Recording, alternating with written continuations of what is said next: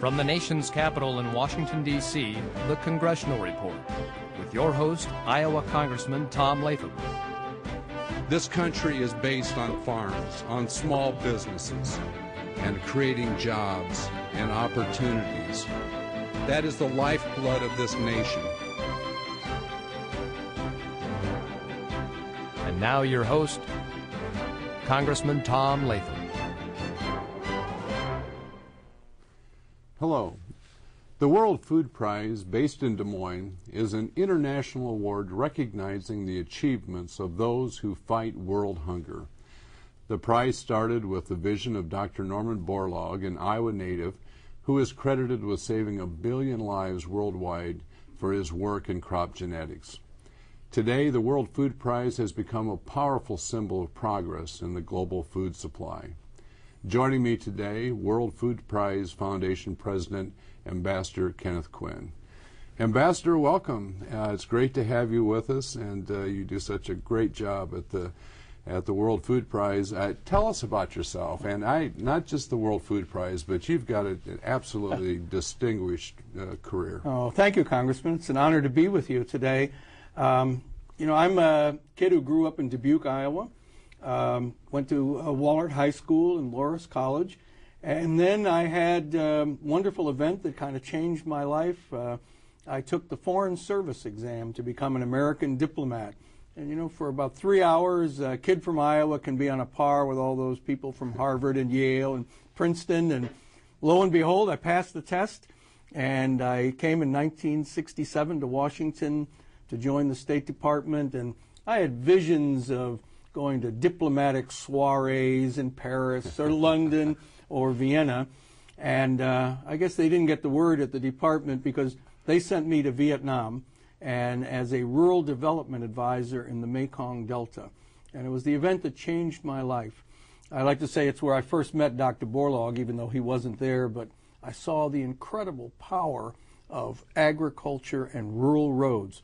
Well, the same thing that developed our wonderful state of Iowa. And I saw what it could do, and I saw how it not only uplifted people and let kids stay in school longer because they could go back and forth between villages and decrease child mortality, and with new wonderful seeds that people now could get 2 or 3 crops a year and life improved, but it also got at the Viet Cong, at the insurgents. It was our most powerful weapon for destroying the insurgents and terrorists. I had a 32-year career in the State Department. In between, I did a stint with Governor Ray on his staff at Iowa, working with Southeast Asian refugees, and Iowa's wonderful role in that, and ended up as ambassador to Cambodia, and used that same strategy of roads and seeds to destroy the Khmer Rouge. When we came in 1990, there were 25,000 Khmer Rouge, the greatest terrorist murdering thugs of the second half of the 20th century. They had killed 2 million Cambodians out of 7 million in just 4 years. And they still had control of most of the countryside. And I had $11 million of American assistance, and I used it to build roads. I got all the road building equipment I could, got it in there, and we built the roads out into the Khmer Rouge areas. And in 1999, the last Khmer Rouge surrendered. We destroyed a terrorist organization. So I found, rather than being in the diplomatic salons of Europe, being out in villages and out on rural roads, that's what I was about. And in between, somehow I ended up either being blown up, shot at, wounded, or under terrorist threat in every assignment I had. My family and I were all rocketed in our house in Cambodia. Thank goodness we all got out okay. I was under death threat in the Philippines. I used to have 6 bodyguards wherever I went. Shot at in Gaza, laying on the ground and on the sands along the Mekong River. We got caught in the North Vietnamese Army ambush. But thank goodness I'm still here. I was chairman of the POW-MIA committee for 4 years. I negotiated the entry to the first prison in Vietnam to look for our still missing American soldiers. And even though I was a civilian, I did 250 hours of helicopter combat operations in Vietnam, and just a year ago was given the U.S. Army Air Medal for my combat service.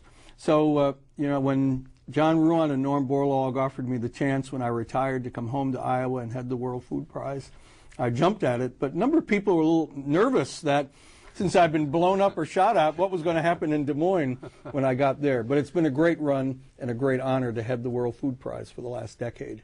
I'm really glad that you told us about your experiences, and you've won the highest awards at the State Department possible, and you are such a person that I admire so much. Thank you very much. Okay, and getting to the World Food Yes. Prize, how did it start? How did this all come about? Norman Borlaug, greatest agricultural scientist in the history of the world, from Howard County, man who's breakthrough in my district, in your district, right? Who developed miracle wheat, saved 1 billion lives, saved India and Pakistan from mass famine and mass starvation and death, credited with being the man who saved more lives than any other person who's ever lived in all human history. He received the Nobel Peace Prize in 1970. And Norm, he's a typical Iowa, small town, Norwegian. He said, he's very humble. He went to the Nobel Committee and said, others deserve this. Please start a Nobel Prize for Agriculture right away. They said, oh, we're sorry, Dr. Borlaug. We can't, and it's not an Alfred Nobel's will. So Norm went out and started his own, and he got it started in 1986 with General Foods in New York. 2 years later, General Foods was taken over. New guys in suits came in, said, we're not going to do this anymore. He came to Iowa, introduced to John Ruan, and here are these two 78-year-old Iowans, both from small town in Iowa, never met before. They become partners. Norm wants the World Food Prize to be the Nobel Prize for Food and Agriculture. John Ruan wants Iowa to be the food and agricultural capital of the world. And so the prize survives. It's relocated to Iowa. It's been given every year in Iowa since 1990. They hired me in 1999 to see if I could fulfill those two dreams for those two great men. And I've been trying my best since then to do that, and of course we lost both of them in the last 12 months. Right. So both just incredible individuals and such an important part of Iowa. Yeah, it's amazing. You just gave out the most recent World Food Prize. Who are the recipients for that? Well, we just announced at the State Department that our 2010 recipients of our $250,000 World Food Prize are David Beckman, Reverend David Beckman, who is a Lutheran minister, and he's head of Bread for the World, this grassroots, huge Christian organization all over the United States, and does amazing work in advocating for poor and hungry people. And he is going to be joined by Ms. Jo Luck, who's from Arkansas. She is the head of Heifer International. And this is another marvelous grassroots nonprofit organization. They put small animals with very, very poor people all around the world, teaching them animal husbandry and uplifting their lives, and then having them, the poor people, share with other poor people as the animals proliferate. We've never recognized heads of nonprofit organizations before. It's the first time. And on October the 14th, at the state capitol in Des Moines, they will walk in and we will present the prize to them. Well, what does that mean for the recipients? Is there a monetary reward, and what else is all involved? Yes, thanks to the endowment that John Ruan put in, there's a $250,000 prize. Now, the two of them are going to have to split it, so they each get $125,000. We have a beautiful sculpture that they get. But beyond that, they are part now of the pantheon of World Food Prize laureates. I like to tell people that Dr. Borlaug started the single greatest period of food production and hunger reduction in all human history. And I like to think of, he's kind of the captain of the team, and the World Food Prize laureates are like the all-star team, coming from all these different disciplines. And they are the people who have been at the forefront of this amazing historic achievement, which really emanated in the middle of the heartland of America, and to a large extent in Iowa. Yeah. So it's so appropriate that we do this each year in Des Moines. Well, what's the process that you go through as far as selecting the recipients? Is there a panel, or how's that done? Yes. Well, I guess first of all, I'll say I have nothing to do with selecting them. We're the Secretariat. We gather, solicit nominations, and then we have a committee. Norm always chaired the committee until he became too ill and couldn't do it anymore. It's now headed by Dr. M.S. Swaminathan of India, who was the first World Food Prize laureate. And the other members are anonymous, but they are international mix of men and women from various disciplines. So it's 8 people plus Dr. Swaminathan. And we get nominations from a very, very broad array of disciplines. You know, we have plant science, soil science, food storage, food technology, food processing, water, microcredit, aquaculture, and the prize is intended to go across the full range of disciplines within food and agriculture. Are there parameters that are set down by Dr. Borlaug? Or yes. The prize is intended to be awarded for individual breakthrough achievements that increase the quality, the quantity, or the availability of food in the world. Okay. So first you have to have done something to do that. Second is, what's the impact? You have to be able to demonstrate that what's been done has really resulted in people having more food, more people being less hungry, more food being available.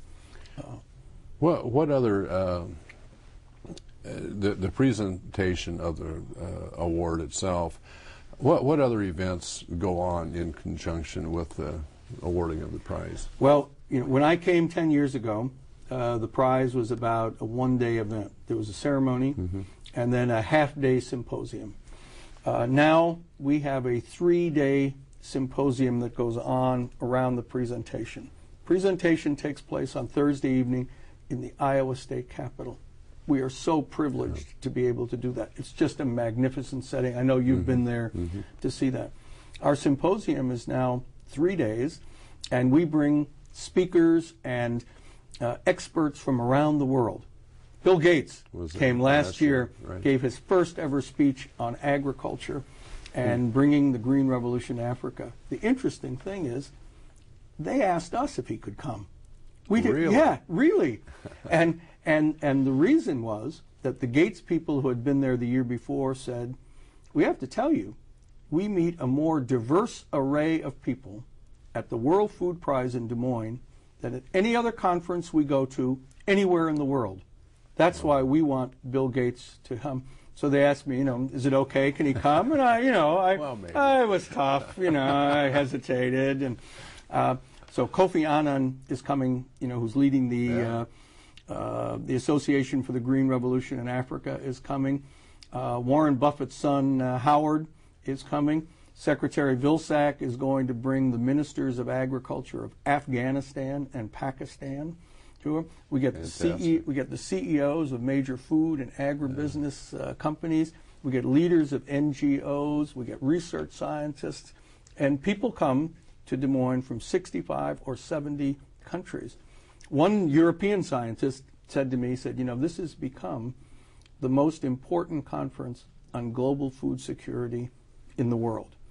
And we got called by the World Economic Forum in Davos, and they said, would you be interested in a connection with us? We sort of think it'd be neat to be from Des Moines to Davos. So they're bringing a whole committee on agriculture to Des Moines this year. But what Norm loved the most, beyond the ceremony, the symposium, we have a youth institute. And we bring That's just what I was going to ask you. Oh, we have 125 high school kids, about 75 or 80 from Iowa, others from other states nearby, and 125 high school kids. So here sitting in the room, you might be there, and on one side might be the chairman of John Deere. Right. And over here could be, a sophomore from Parkersburg or other place in your district. And so it's so wonderful. And then we take these high school kids, they have their own day, they have to present papers, and Norm used to be at the table with them all day on Saturday. Always said, my favorite part of the World Food Prize. Then we give them a chance to apply to be a Borlaug Rouen intern. Right now, I have 16 high school kids out around the world. One's in Kenya, one in Ethiopia, one in Egypt, 3 in India, Philippines, 4 in China, 1 in Taiwan, Mexico, Peru, Brazil. I'm sure I'm forgetting some here. And they're all working individually with an international agriculture renowned scientist at an ag research center doing their own project. They're there for 8 weeks, all at our expense. And then we bring them back, and you can't believe the transformation. And I'm a little concerned for you and me, Congressman, because most of the superstars in this program are young women. It really gets young women into science. And I'm out encouraging boys. You know, we got to get more boys in the program. But it's a marvelous part of the whole week. Dr. Borlaug, just having spent time with him, visiting with him, and his, like you're talking about, his life was spent teaching. Yes. And educating. Yes. It doesn't, tremendous breakthroughs obviously himself, but if it wasn't applied, if it wasn't taught, it was worthless. Yes. Oh, absolutely. Yeah. Norm was going to go to Iowa State Teachers College, as it was called in those days. And he wanted to be a high school science teacher. And then one of his classmates was going up to Minnesota and convinced him to come up and look around. And I spoke at the University of Minnesota at the memorial service for Norm, and I said, I'm from Iowa, and we kind of think of you as having stolen Norman Borlaug from us. And but it was all in good spirit, because Norm loved that, and I guess thank goodness, because it was going there that he became a plant pathologist, and he then went on to be, have his amazing career. Of course, his first love was to play second base for the Chicago Cubs. And I don't know that people understand just how recognized and renowned he was. And, to me, of the last 10 years of working with him, the highest moment was being in the rotunda of the U.S. Capitol as he received the Congressional Gold Medal, America's highest civilian honor.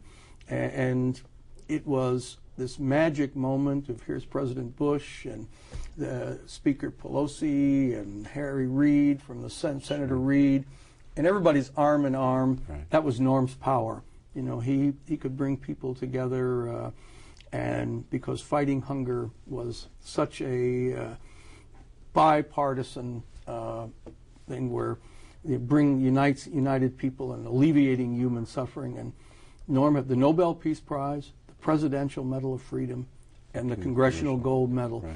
And what are there? Maybe 4 other people in history? Yes, there's 5 in the history of our country. Right. Yeah, Nelson Mandela, Mother Teresa, Martin Luther King Jr., Elie Wiesel, the Holocaust survivor, Aung San Suu Kyi, the heroine of Burmese democracy, and Norman Borlaug.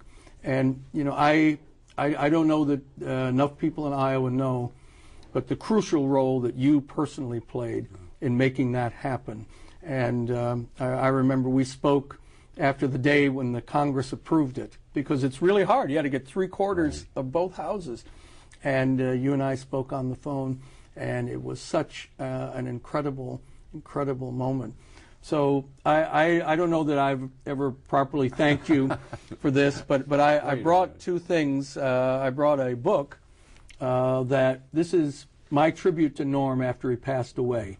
And it's the stories he told me and traces his life from the Iowa roots all the way through all his great adventure.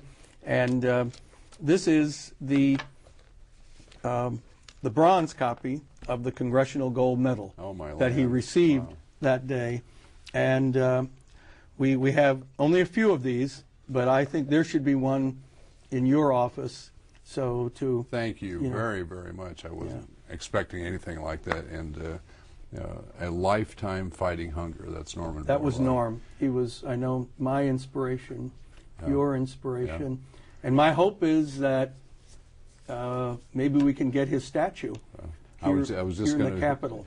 visit with you about that. We've started an effort to have him as one of the 2 statues in the United States Capitol. Obviously, it depends a lot on what the Iowa legislature does and to be able to approve it. But extraordinarily fitting and proper as far as I'm concerned. Oh my! Yeah. You know, the place he's played in the world, and he loved Iowa. Right. He never forgot where he came from. Right. I mean, he's our native son. Exactly. So, yeah. Tell us, you've got and thank you for this, but you know, you've got a huge project going on in Des Moines with the Des Moines Public Library, now to be the home Yes. of the World Food Prize. Tell us about that. Yes. Well, we thought of how can we make what Norm started sustain? How can his legacy be preserved? And the library moved out into a new modern facility, and here's this magnificent architectural treasure sitting empty. And John Ruan III deserves the credit for the vision. He said, well, wouldn't that be a wonderful place for a home for the World Food Prize? And as we developed some ideas about whether we could do that or not, I thought, well, here, it should be for Norm. It should be about Norm. And so we're going to call it the Norman E. Borlaug Hall of Laureates. Wow. And it's this 110-year-old building designed in the 19th century. It's magnificent both inside and out. We have a $30 million project to restore it, polish it, make it very, very special. We're doing our exhibits, statues, sculptures about Norm, about the World Food Prize laureates, about Iowa's great agricultural and humanitarian heroes, so that everyone who walks into that building, and it's going to be free and open to the public, and have interactive educational exhibits. I've raised $28.2 million. The work's underway. You're almost there. I'm almost there. I guess the last $2 million is the toughest, but the work's all underway. It's going to be completed in time for October 2011, knock on wood, and which will be our 25th anniversary, the 25th anniversary of Norm starting the World Food Prize. And so it'd be a wonderful anniversary present for him, and it's going to be a great treasure for our community. And it's totally privately funded. There's no government money. No, it's a mix of public. It's a mix Okay. of public and private money. Can the public contribute? Yes. Is there someone to contact? Yes, if they go to our web, contact me. Yes, worldfoodprize.org is our website. Has all our contact information, and I can be reached at kquinn@worldfoodprize.org.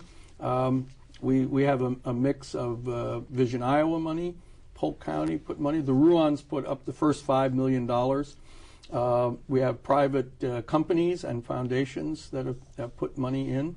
So it's a very nice Terrific. mix, and it reflects how much everybody admires Right. Dr. Borlaug. Right. You know, the World Food Prize obviously is extraordinarily important, and we made great advances. Could you give us any sense? I mean, the hunger in the world today. What do we need to do today? As this comes out of your efforts, and I know great discussions you have at the Yes. During the programs that you have. But where are we? What do we need to do? Norm used to put it this way: it took the human race 5,000 years to develop the amount of cereal grains and food that we have right now to feed the 6 billion people on our planet. And actually, the last 50 or 60 years were so great in that regard that the number of chronically hungry and malnourished people was down to about 800,000. Now, as Norm would say, in the next 50 years, we have to do that again. We're going to have to double what was done.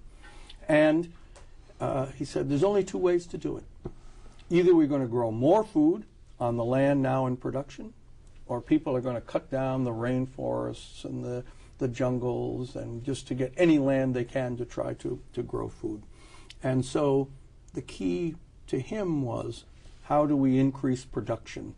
How do we increase the yields that are produced on each hectare, on each acre of land. And Norm was a deep believer in biotechnology. He said, however you can do it is fine with me, but what I see is that biotechnology is what offers the promise of doing that. And Norm, you say, I've probably saved more trees working in biotechnology than I ever would have as a forest ranger. But this is what's needed. And when you get to places where chronically hungry people are, which is South Asia, India, and Africa, the yields are so small, and farmers are working with so little. So how do you do this? How do you get the new technology, the best practices? How do you get it to the smallholder farmer? As Norm Borlaug lay dying in Dallas, I went down to see him 3 days before he died, and he was suffering, and he was sort of in and out of consciousness. His last words were, take it to the farmer. And this is about his whole life. It sums up his whole life, and it's what is really needs to be done. It's the smallholder farmer around the world. Great majority of them are women. How do you get to them? What's the mechanism of getting there? Is it these NGOs like David Beckman and Joe Luck? Is it extension service like has been so well developed in the United States through our land-grant colleges? Partnerships between our colleges and universities in Africa, in India. It's funding the agricultural research that's going to be needed to make those additional breakthroughs, just like Norm did. It was research, it was sharing, and it's private and public collaboration together.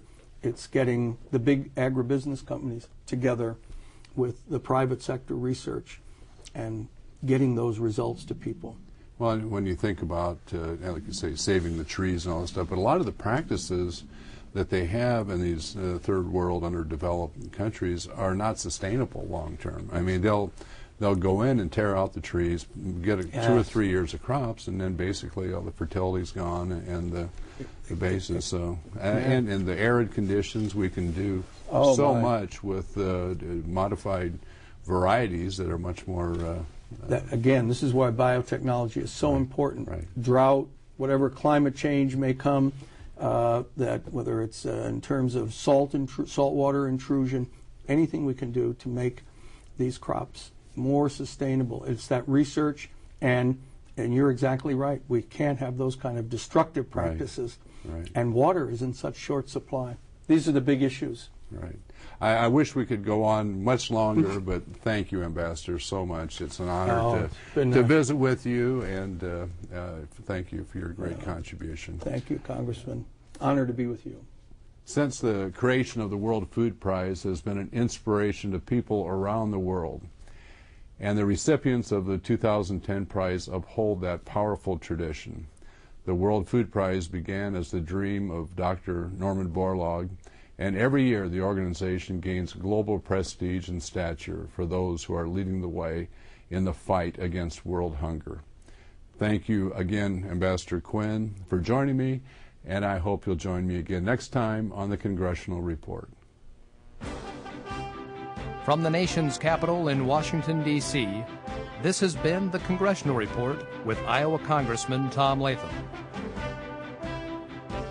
Have a question, comment, or concern? Congressman Latham wants to hear from you.